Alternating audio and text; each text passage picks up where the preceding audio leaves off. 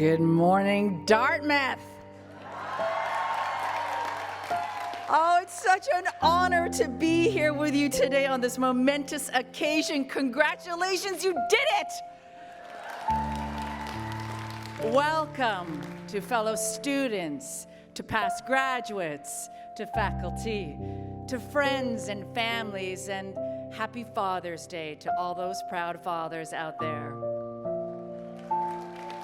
Thank you, President Bylock, the Board of Trustees, to all the staff who made this day possible, and to you all for this invitation.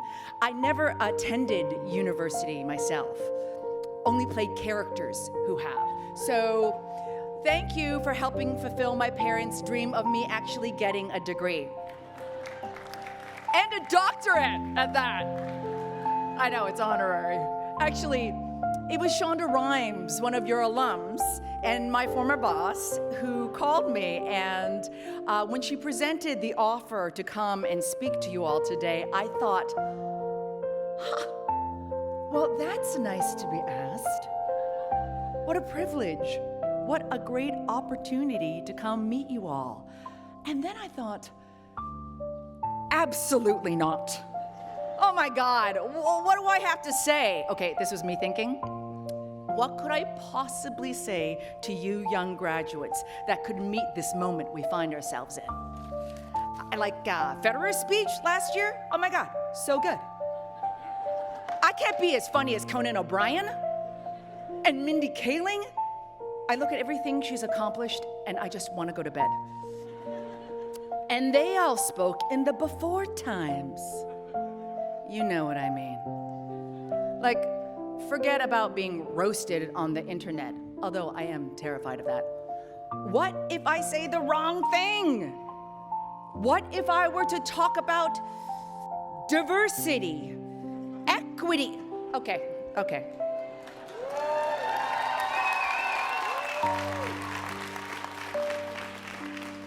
What if I change the words? Including diverse equalness, or diverting equitable inclusivity. Would that still be bad? Could I get deported? See, that should be a bad joke, and it is, but it's not.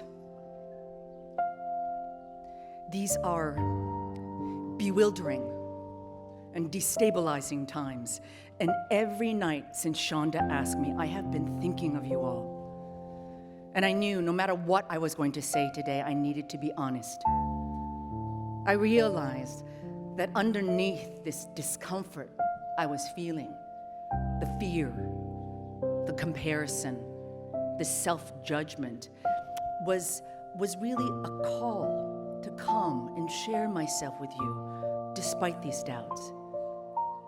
So if there's anything I can offer to you today from my own life, it's this.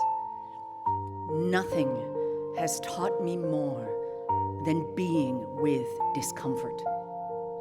It can be our greatest learning opportunity, and it is also inevitable. So if you can train yourself not to turn away, but to learn how to be with your discomfort and trust that it might be telling you something you don't yet know, it can help you develop an inner strength that will enable you to face the challenges life presents you with without losing your values or your sense of self along the way. As some of you know, I had the great privilege of playing Dr. Christina Yang on Grey's Anatomy for 10 seasons. This opportunity brought me financial stability, fame, and privilege. It was also one of the most challenging decades of my life. I learned profound lessons during this time because so much of it was so uncomfortable. Now, when I started Grey's, I was in my early 30s, so I had an idea of who I was and what the work entailed, but I had no idea what was coming. I demanded a lot from myself and from the writers. If something bothered me in a script, I would fight for what I believed what was right for the character of Christina because I felt responsible for her. And while this contributed to the creation of a memorable character, my desire to make the dialogue fit and my belief that I knew what was best for the character also caused grief for the writers and for me. Let me tell you, okay, there was a dedicated Sandra whisperer on staff. Oh yes, a writer who was tasked to come to set to deal with me.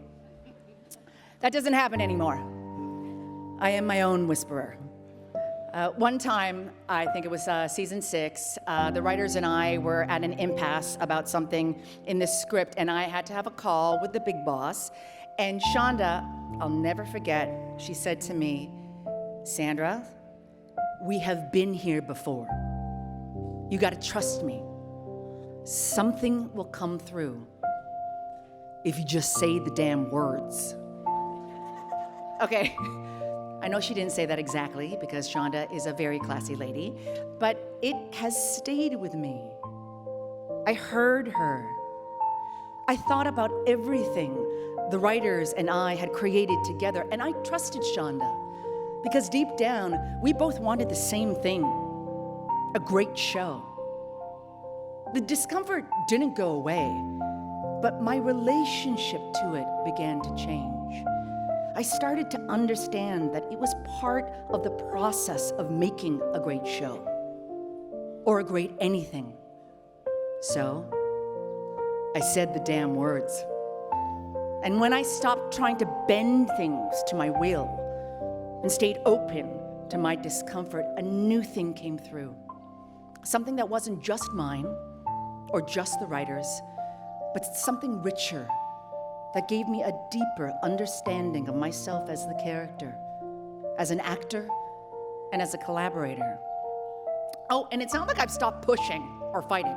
I'm not suggesting that, but I no longer see these uncomfortable impasses as battles to be won or lost.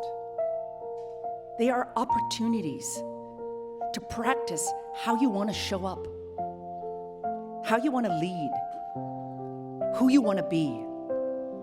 Clues to where the gold is buried. And by gold, I mean like the really deep work in life that will help you become a more grounded, more resilient version of yourself, which you are going to need going forward, because life is going to challenge you in ways you cannot anticipate.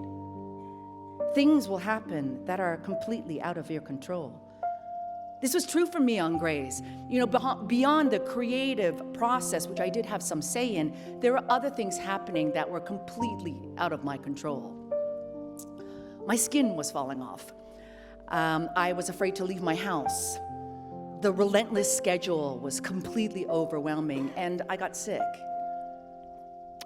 Physically and mentally, I was past my limit.